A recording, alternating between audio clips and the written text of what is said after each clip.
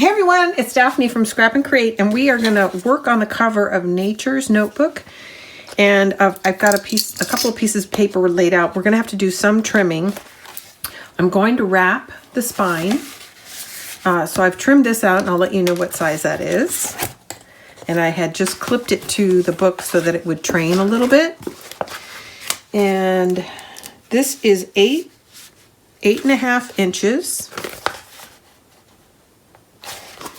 So 8.5 inches across. And then because the book is 8.5 inches tall, this is 8 3/8, because I want to have just a little bit of black peeking out on the top and the bottom. Okay, so that is that. And so what I'm going to do is I'm going to, and I've done this on several other albums, but you might be new here. So when I apply a wrap, I like to open the book. So if this is a 90 degree, I like to open it to about 45 degrees, both sides, and then apply my the wrap to the spine. If you have it completely closed, when you open it up, it'll buckle. If you have it completely open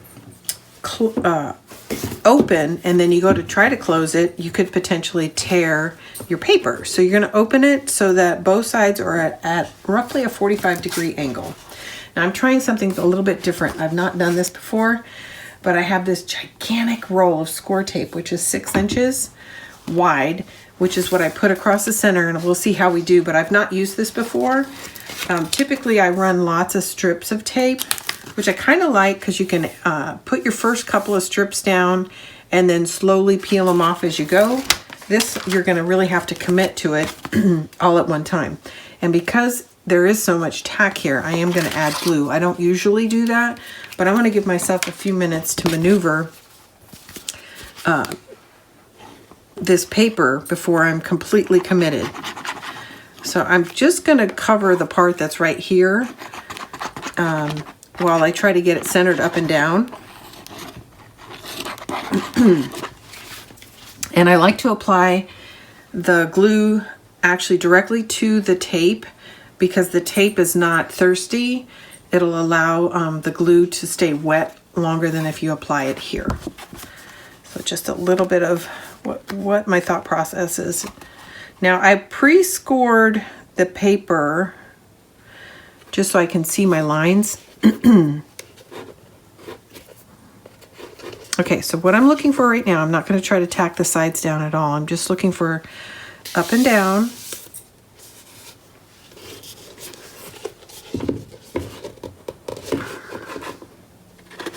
And to see that I've got it on straight.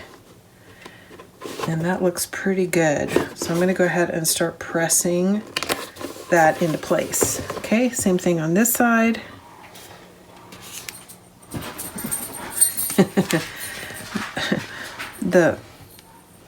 The pool vacuum is making all kinds of noise and it's driving my dog crazy. Okay, there we go. Okay, now I'll get off my excess glue. Now I'm gonna peel back, and then over here I did add strips instead of just a solid. I'm gonna start peeling these off and then laying this down as I go. And as I go, I'm gonna each time pick up the book, hold it at a 45 degree open, and then press the tape into place. And the tape, the additional tape that I used is 5/8. Okay, now I'm gonna position it so that it's at a 45 degree angle again, and then press that into place. Okay, and I'm gonna go back and forth, side to side.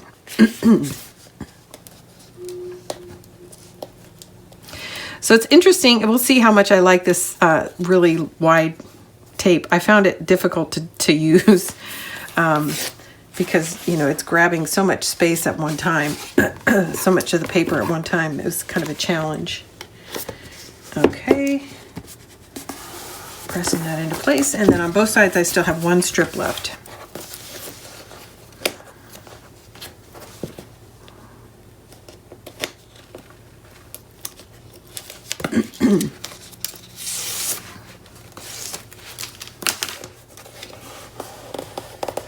There we go, and I can see I'm off just a little bit, but I'm going to be okay with that.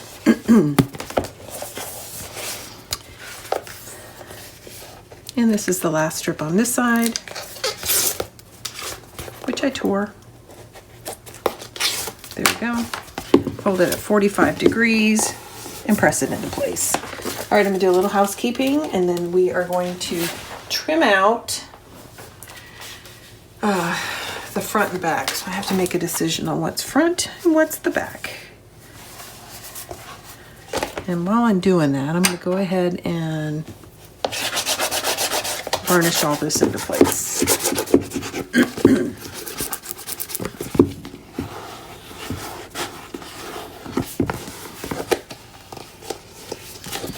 There. Now, if you're not comfortable doing this wrap, I like the way it looks, but if you're not comfortable with it, another way to get the look, and it's a lot easier, is to have, I think it's 3 inches, let me tell you.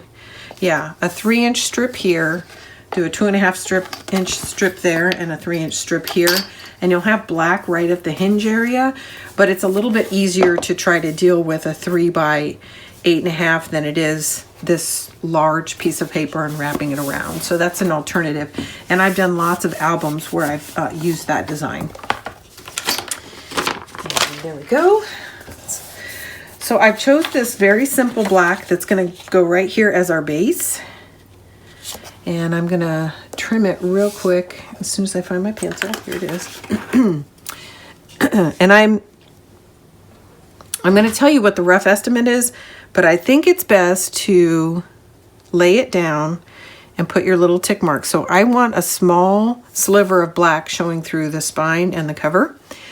And it's best to mark the top and the bottom and trim to your lines, because if for any reason this piece did not go in perfectly square, this is your opportunity to cut a slight angle in this and still have it look very square when you're finished. Okay.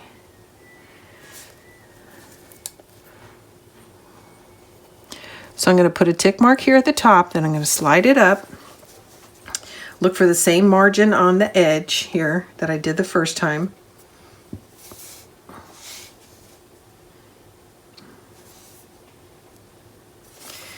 Oops, it shifted on me a little bit.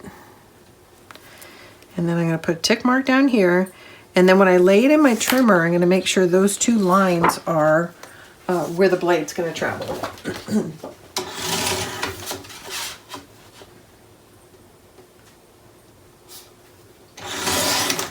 Okay, I'm going to lay it in and we'll see how we did. And that looks pretty much perfect. So, and you can see this looks very even. And that is because I marked it top to bottom. Now, when I laid it in my trimmer where the tick marks were, I noticed that it is not exactly at a 90-degree angle. And again, that is why I use that technique. And you can see when I push it straight against here, you can see it's ever so slightly narrower down here, which means this didn't go in straight. So that's why I like to do the tick mark, and then that gives you your chance to adjust it so that it still looks square. So we need to ink that one edge. And then I'll tell you the rough measurements. So from the height, it's 8 3/8. And it is almost 7.5. So I would reserve maybe a 7 3/4 by 8 3/8, and then trim down that last inch to fit. That's what would be my recommendation. And because the covers are taller and wider than anything else in the book, than the pocket pages, I try to preserve my cover patterns early on so that I don't have to do any color blocking that I don't want to do because I don't have wide enough or tall enough papers left. So hopefully that all makes sense.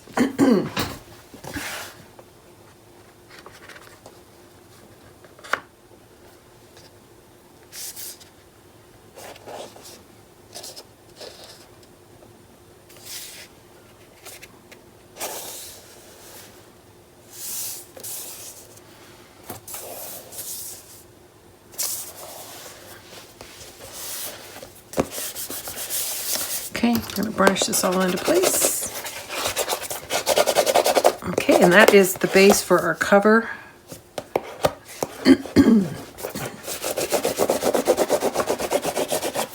Okay, and I'm going to keep this very simple, and I'm actually going to do the backside in the same pattern, which I haven't trimmed out yet, so I'm going to set that aside for a second.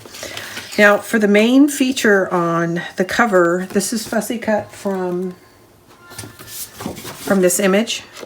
So I cut this out, I cut the butterfly out, and I cut the nature notebook out, and those are going to be the three main elements on this page. So that's going to go there. This is one of the ephemera cut-aparts. It's going to go here. And then Nature's Notebook is going to come down here at the bottom. I'm going to add this butterfly somewhere. And then I've got a couple of pieces of chipboard that I've set aside. So that's roughly what the cover is going to look like. I'm not going to glue this stuff down yet because I need to turn the whole thing over to cover the back. But I did want to give you guys a view of what I'm working on, and to make sure that you set aside this pattern if you want to make the cover the same as I did, and that you set aside one of your cut aparts. Okay, so I'm going to set those aside for now, and we're going to go trim out a piece of paper to match the back. I'm going to pause this, do my trimming, and then come back in just a minute. Okay, I'm back, and I've trimmed out my paper, and again, you know, you need to start with 7 7/8. I'm sorry. 8 3/8 inch tall and about 7 3/4, and then lay it in and put your little tick marks and trim it down just to size. Okay, I've already inked the edges.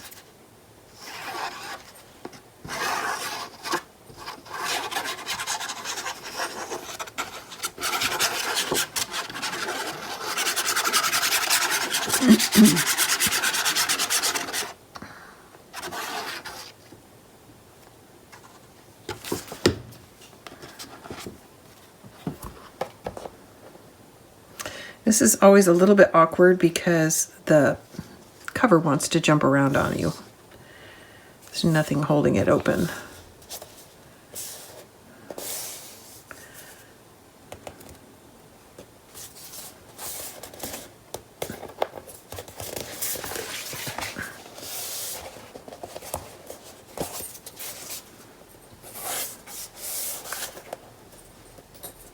I'm just taking off the little bit of excess glue I've got there. Okay, let's get this burnished. So this is the back. Here's your front, and they're basically the same pattern. Here we go. Now we're ready to continue designing this. Okay, so I think I'm trying to decide if I want to put chipboard behind this. I think I'm actually, there's chipboard behind this, so I put black cardstock. I actually took this piece, let me find it, and it's one of the cut aparts, and I trimmed it down. I don't know if I already used, I'm flipping through my papers to see if I've got one that I haven't cut apart, but if I recall correctly, here it is. Good. Good, I do have it.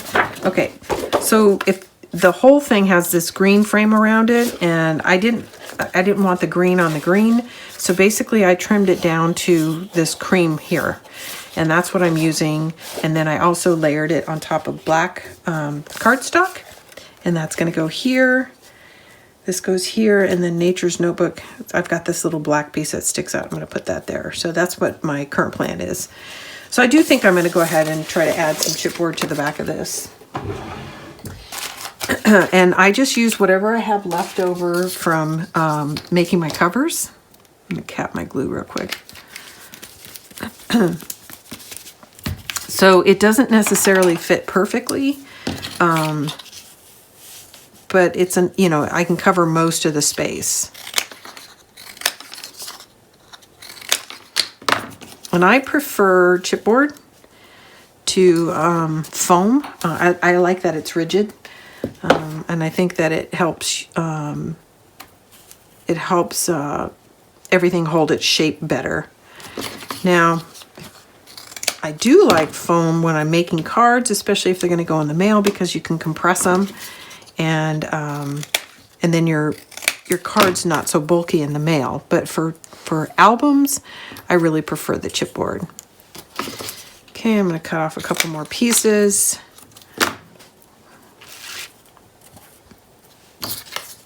As you can see, it's very rough cut. I'm not going to try to get chipboard on the tips of those. I'm going to wind up gluing the tip down. There, that's close enough. So these tips will actually get glued down, so there'll be a sort of a contour to the to this element. Okay, I'm just going to get some glue on the back. Get these placed.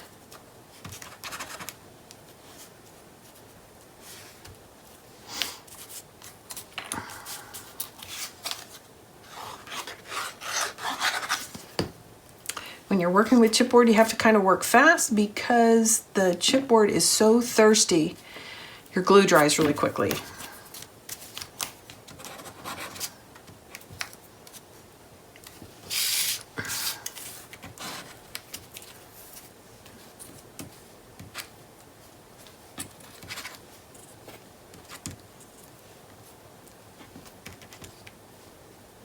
Okay. I think I might put another piece here.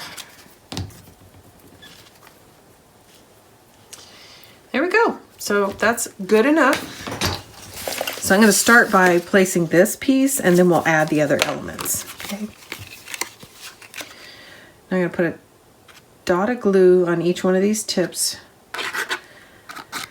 And I do that because you don't want those tips to get snagged on anything, and as you store your album.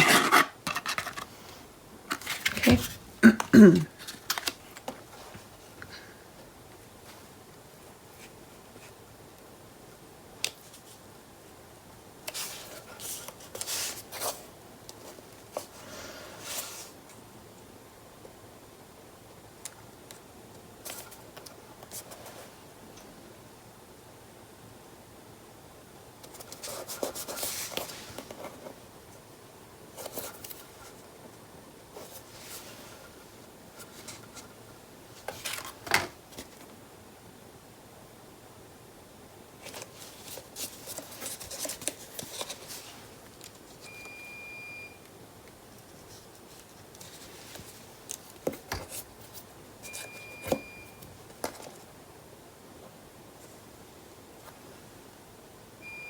Okay.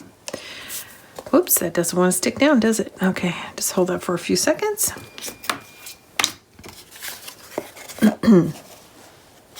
Actually, I think I'm going to lift this and I'm going to tuck this slightly under it, like so. Yeah. And then I'll glue it back down on top of this. Now there's one layer of chipboard here and there's one layer of chipboard here.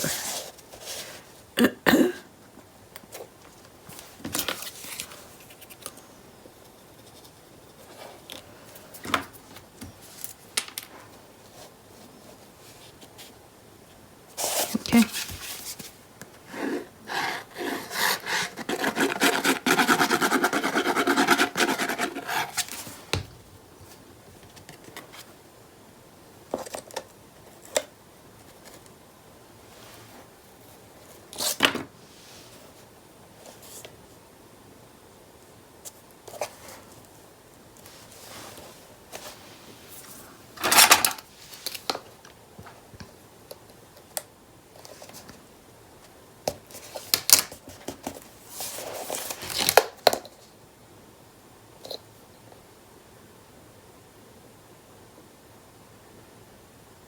Okay, I was just looking at the distance of this black marker to the edge of the card, making sure it's relatively straight.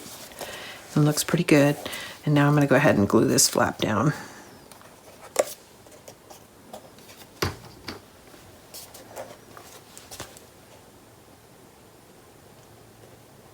Okay.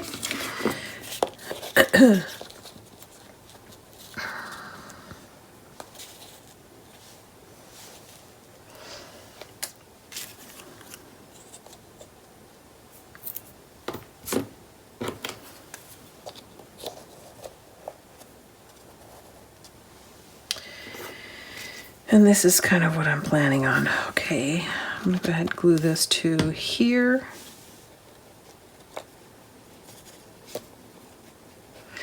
And I'll show you the back of this real quick. So I added a layer of chipboard so that it'll be at the same height as this. And that chipboard is only on the half that's hanging off. Okay. Now, because there's a layer of chipboard here and a layer here, if I put this on top of this, that means I need to add a little bit more here, or it's going to curve, one of the two.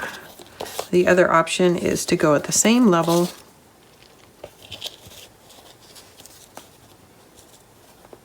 and you can see how it's rocking because this is much taller. So I'm going to add a strip of chipboard down here.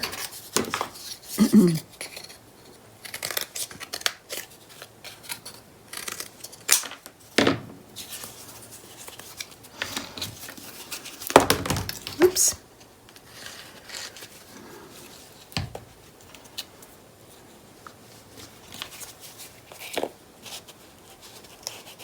Okay, it's good. And then I'm going to add just a little bit more chipboard, a second layer of chipboard on the very end, including, good grief, including that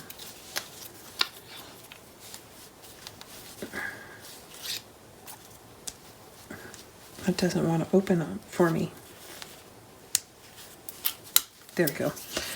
Including that little element that I added. So I'm going to cover this space right here. Left to right. So basically the whole bottom half of this element is double layered with chipboard.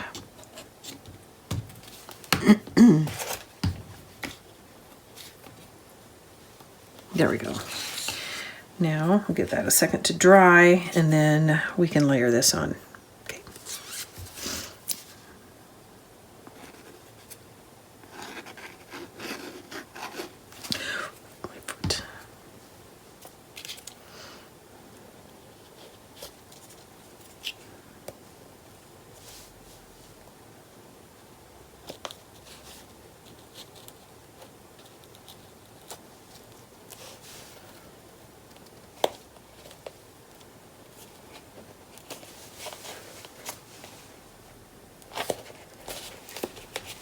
You just have to hold that in place for a few seconds.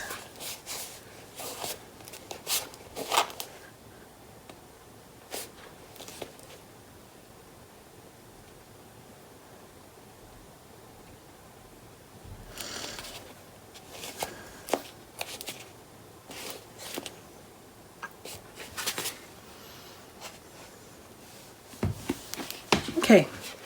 Now this was fussy cut from the cover right here, and I'm planning on adding this here. I think it's going to look beautiful, but I'm going to wait to add that because I'm going to need to open the book to add the pages, and I want to make sure that I don't accidentally damage any of the layers on the cover. Now all of these are pretty straightforward and relatively flat, so I'm not worried about damaging these, but when we go back to add this level of embellishment, I want to make sure that I'm pretty much done turning my book upside down and adding pages and doing all that stuff. So I am also planning on adding a couple more pieces of chipboard, and that's pretty much the cover for now. And then I also have some filigree pieces that I'm going to add to the cover. So I'm going to add a large filigree to this corner and a large one to this corner. Now the one thing, I use my art glitter glue to glue everything down. The one thing I've found with art glitter glue and metal, even though it works and it will hold, it takes a long time to dry. So I would recommend not adding that until you're ready to set your book or your project aside for, you know, a couple of hours. So because of that, I'm not going to add these right now. So that is pretty much the cover, and I will add a couple more details to this later on. But at least you guys know what's going on, and you can set aside the papers for the cover so that you don't accidentally use them somewhere else in your book. Okay, that's it for now.